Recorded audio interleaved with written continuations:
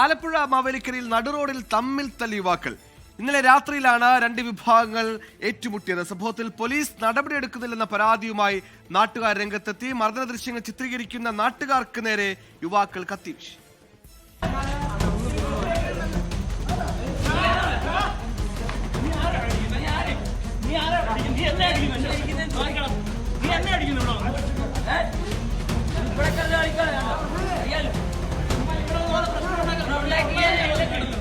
ഇന്നലെ രാത്രി 11 മണിയോടെയായിരുന്നു അക്രമം. കണ്ടിയൂർ മാർക്കറ്റ് ജംഗ്ഷൻ റോഡിൽ ഏറെ നേരം യുവാക്കൾ ഏറ്റുമുട്ടി.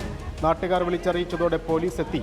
ആക്രമണ ദൃശ്യങ്ങൾ പകർത്തിയ നാട്ടുകാർക്ക് നേരെയും യുവാക്കളുടെ ഭീഷണി.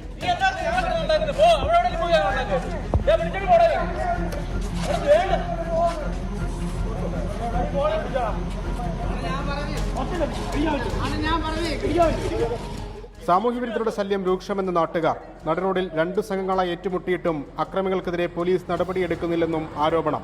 പോലീസ് പേരിന് വേണ്ടി പെട്രോളിംഗ് നടത്തുന്നുണ്ടെന്നുള്ളതല്ലാതെ യാതൊരുവിധ നിയമപാലനവും നിർഭാഗ്യകരമായിട്ട് നമ്മുടെ നാട്ടിൽ നടത്തുന്നു. അപ്പൊ ഉത്തരവാദിത്തപ്പെട്ട അതിന്റെ നടപടി എടുക്കാത്തത് കൊണ്ടാണ് നമ്മുടെ നാട്ടിലെ സാമൂഹിക വിരുദ്ധർ ഇങ്ങനെ ഇതായിക്കൊണ്ടിരിക്കുന്നത്. രാവെന്നോ പകലെന്നോ ഇല്ല, വളരെ ശാന്തപ്പെട്ട പ്രദേശമാണ് കണ്ടിയൂർ.